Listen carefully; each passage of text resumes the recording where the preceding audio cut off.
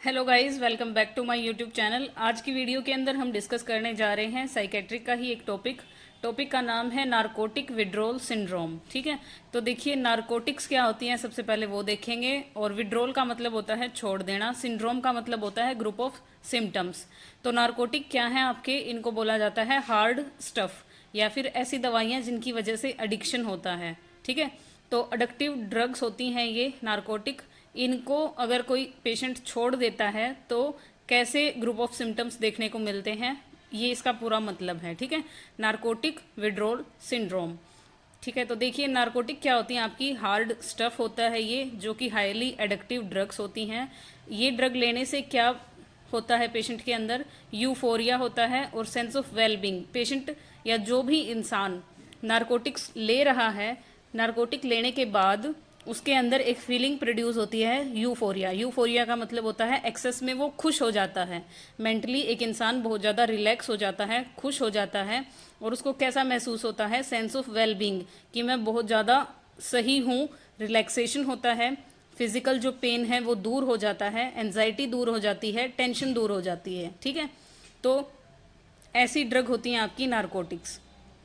ठीक है, नारकोटिक क्या होंगी आपकी, hard stuff highly addictive drug, जिसको लेने से इंसान को खुशी महसूस होती है, सारी पेन एंजाइटी टेंशन सब दूर हो जाता है, इसीलिए लोग इनका यूज़ करते हैं। तो नारकोटिक के अंदर कौन कौन सी दवाइयाँ आती हैं, मतलब कौन कौन सी ड्रग हैं जो हैं नारकोटिक जिनको आप बोलोगे, तो वो होती हैं आपकी ओपियम या फिर इससे रिलेटेड इसके डेरिवेटिव्स। ठीक है, ओपियोइड नाम का जो आपका प्लांट होता है उससे ये चीज़ें बनती हैं, जैसे कि मॉर्फिन हो गया, हीरोइन हो गया, कोडीन हो गया।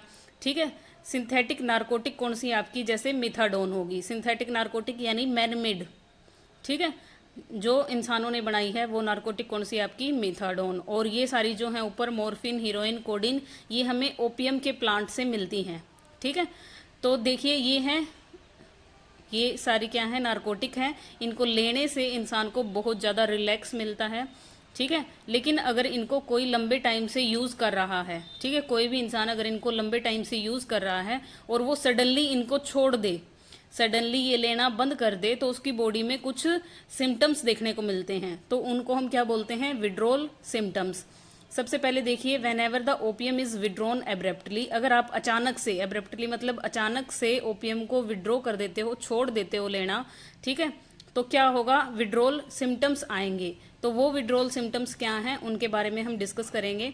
तो देखिए डेफिनेशन विड्रोल सिम्टम्स की क्या रहेगी, कि विड्रोल सिम्टम्स क्या हैं आपके, ऑर्गेनिक मेंटल डिसऑर्डर्स हैं।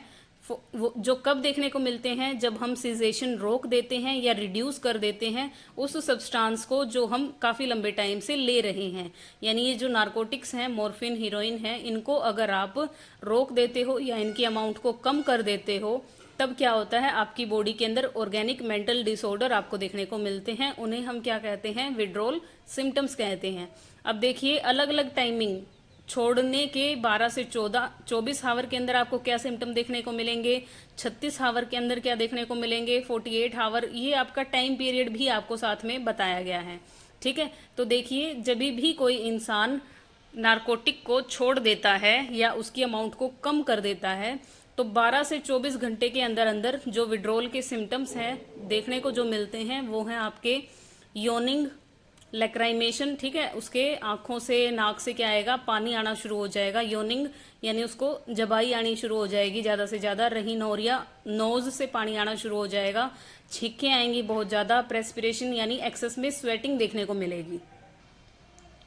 ठीक है, एक्सेस में स्वेटिंग देखने को मिलेगी। उसके बाद देखिए फॉलोइड बाय दिस सिम्टम, और क्या क्या देखने को मिलेगा साथ में, एनोरोक्सिया हो जाएगा, पेशेंट को भूख नहीं लगेगी, प्यूपिल डायलेट चौड़े हो जाएंगे, ट्रेमर्स आने शुरू हो जाएंगे, यानी हाथ पैर की जो मसल्स हैं वो अपने आप काम करेंगी, गूज फ्लैश अपीयर हो जाएंगी, यानी जो रोंगटे खड़े होना है स्किन के ऊपर वो आपको देखने को मिल सकता है। 12 से 24 घंटे के अंदर आपको एक्सेस में सिम्टम्स देखने को मिलेंगे विड्रोल के।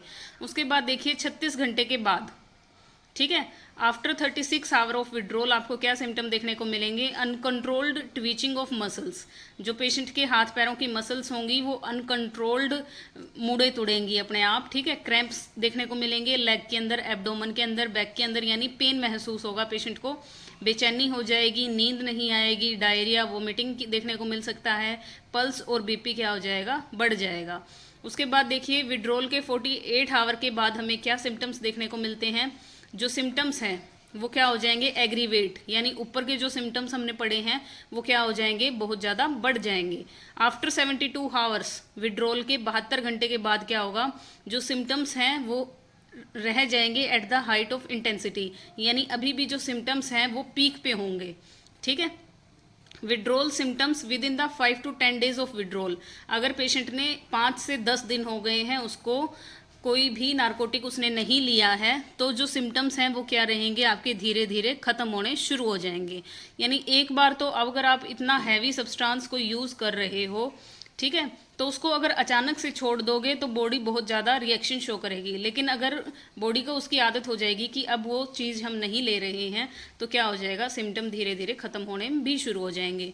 अब देखिए reaction of patient during the withdrawal, जब भी पेशेंट ये नारकोटिक छोड़ देता है तो पेशेंट की क्या क्या रिएक्शन रहती हैं।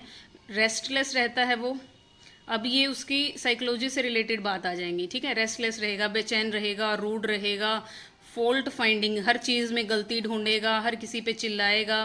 ठीक है, श्राप दे सकता है, कर्स का मतलब क्या होता है, वो दूसरों को बद्दुआ देगा, रोएगा। फील पावरलेसनेस, ऐसा महसूस होगा उसको कि मैं कुछ नहीं कर सकता।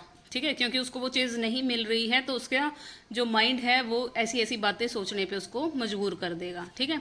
ही एग्जिबिट इंक्रीज्ड साइकोमोटर एक्टिविटी, उसका जो मूवमेंट है वो क्या हो जाएगी, बढ़ जाएगी, हाथ पैरों को मारेगा वो, यानी उसके शरीर को बस वो चीज़ चाहिए। ठीक है, ऐसा महसूस होगा उसको। द क्लाइंट में गेट इम्पल्सिव एंड डिस्ट्रक्टिव, सामान को तोड़ फोड़ सकता है वो। ठीक है, ऐसे जेस्चर शो करेगा कि मैं सुसाइड कर लूँगा अगर मुझे नहीं दिया तो, मतलब अपने आप को तकलीफ पहुंचाने की कोशिश करेगा और दूसरों को भी तकलीफ पहुंचाने की कोशिश करेगा। उसके बाद है if the patient is peaceful. ठीक है, अगर पेशेंट ये सारी चीज़ें नहीं कर रहा है, ठीक है, ऐसा रिएक्शन अगर आपको पेशेंट का नहीं देखने को मिल रहा है, तो इसका मतलब क्या है कि वो अभी भी उसके पास क्या है, ड्रग्स प्रेजेंट हैं, अभी भी वो किसी न किसी सोर्स से ड्रग ले रहा है। ठीक है, क्योंकि ये देखने को ही मिलेगा, अगर कोई छोड़ देता है पेशेंट नारकोटिक लेना तो ये रिएक्शन देखने को ही मिलती हैं। अगर ये रिएक्शन नहीं देखने को मिल रही है तो इसका मतलब ज़रूर वो कहीं ना कहीं से ड्रग ले रहा है। ठीक है, ट्रीटमेंट क्या रहेगा, it include maintenance treatment with methadone and gradual withdrawal of the drug. ठीक है, नारकोटिक विड्रॉल सिंड्रोम का जो ट्रीटमेंट है वो क्या रहेगा कि किसी भी पेशेंट का आपने अचानक से कोई भी ड्रग बंद नहीं करनी है, इसका आप सिंथेटिक ड्रग के साथ ट्रीटमेंट करोगे। ठीक है, कैसे छुड़वाओगे उस चीज़ की आदत, धीरे धीरे। तो सिंथेटिक है आपका ये नारकोटिक मिथाडोन, इसकी डोज कंटिन्यू करोगे और धीरे धीरे डोज कम करते जाओगे जब पेशेंट का शरीर ठीक महसूस करने लगे। ठीक है, उसके बाद है आगे nursing responsibility while dealing with a client having narcotic withdrawal syndrome. अब बात आती है एज अ नर्स आपकी क्या रिस्पॉन्सिबिलिटी है या आप कैसे डील करोगे अगर आपके पास ऐसा कोई पेशेंट है। तो अगर आप एक साइकेट्रिक नर्स हो तो आपको ये केसेस देखने को मिलेंगे विड्रॉल वाले। तो जब पेशेंट ऐसी कंडीशन में है तो आप उसके साथ कैसे डील करोगे। तो सबसे पहला पॉइंट है मॉनिटर द विड्रॉल केयरफुली। आपने बिल्कुल चौकन्ना रह के पेशेंट को ध्यान से देखना है और उसके विड्रॉल को, भाई उसके अंदर ये सिम्टम्स आ रहे हैं नहीं आ रहे हैं, पेशेंट की रिएक्शन कैसी है। Isolate the patient to safe environment. ठीक है, पेशेंट को अलग कर देना है बाकी सबसे और सेफ एनवायरनमेंट के अंदर छोड़ देना है और उसके ऊपर कड़ी निगरानी रखनी है, कीप ए क्लोज वॉच। उसके बाद है प्रोवाइड द सब्स्टिट्यूट थेरेपी। उसको क्या करना है, आपने मिथाडोन सब्स्टिट्यूट थेरेपी देनी है as prescribed by the psychiatrist. ठीक है, साइकेट्रिस्ट जो भी थेरेपी रिकमेंड करता है, प्रिस्क्राइब करता है, वो आपने क्या करनी है, प्रोवाइड करवानी है। नेक्स्ट पॉइंट है आपने क्या करना है, use a calm approach as such patient are over active. ठीक है, आपने क्या करना है, बिल्कुल शांत रहना है ऐसे मरीज के साथ क्योंकि ये बहुत ज़्यादा ओवर एक्टिव होते हैं। Avoid argument and giving long explanation ना, आपने क्या करना है, पेशेंट के साथ कोई बहसबाजी नहीं करनी है और ज़्यादा लंबी उसको एक्सप्लेनेशन देने की भी आपने क्या है, ज़रूरत नहीं है। ठीक है, अवॉइड रिस्ट्रेनिंग, आपने पेशेंट को बांधना नहीं है, बट इफ़ नेसेसरी, लेकिन अगर ज़रूरी हो तो आप क्या कर सकते हो, पेशेंट अगर वॉयलेंट हो रहा है, भागने की कोशिश कर रहा है, तब आप पेशेंट को बांध के रख सकते हो, ठीक है। उसके बाद है take care of basic need of nutrition and grooming. आपने पेशेंट की बेसिक नीड का ध्यान रखना है कि वो अच्छे से खा पी रहा है, और पेशेंट की ग्रूमिंग यानी वो अच्छे से नहाए और अच्छे कपड़े पहने, इन बातों का आपने ध्यान रखना है। पेशेंट ओवर रिएक्टिव हो सकता है, तो so give finger food to maintain nutrition. तो उसको आपने क्या करना है, खाना उसके हाथों में ही देना है, या फिर मतलब उसको अपने बर्तनों में खाना नहीं देना है, ऐसा उसके हाथ में ही देना है। रोटी भी अगर आप उसको दे रहे हो तो उसके हाथ में ही देनी है, कोई बर्तन, कोई चम्मच और कोई भी शार्प यूटेंसिल भी आप उसको नहीं दे सकते हो, ठीक है। उसके बाद है गिव प्लेंटी ऑफ फ्लूड। और ऐसे पेशेंट को आपने क्या करना है, ज़्यादा से ज़्यादा फ्लूड्स पे रखना है। मेंटेन ए थेरेपेटिक नर्स पेशेंट रिलेशनशिप। और आपने थेरेपेटिक यानी ट्रीटमेंट वाली जो रिलेशनशिप है वही मेंटेन करके रखनी है, ना तो पेशेंट के साथ ज़्यादा ओवर फ्रेंडली होना है, ना ज़्यादा गुस्सा होना है।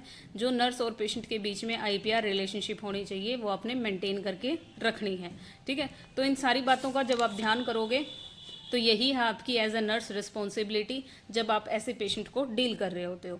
सो आई होप ये वीडियो आपके लिए यूज़फुल रहे और बहुत अच्छे से आपका ये टॉपिक कंप्लीट हुआ है यहाँ पे, नारकोटिक विड्रॉल सिंड्रोम, ठीक है। साइकेट्रिक नर्सिंग का ये टॉपिक है आपका।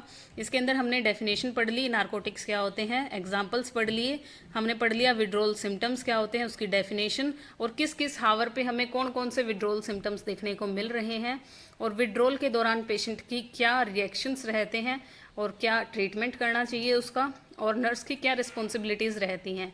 तो ये आपसे क्वेश्चन पूछा जा सकता है एग्जाम के अंदर। आई होप ये आप अच्छे से अटेम्प्ट करके आएंगे। सो थैंक यू गाइज, मिलते हैं नेक्स्ट वीडियो के अंदर नेक्स्ट टॉपिक के साथ।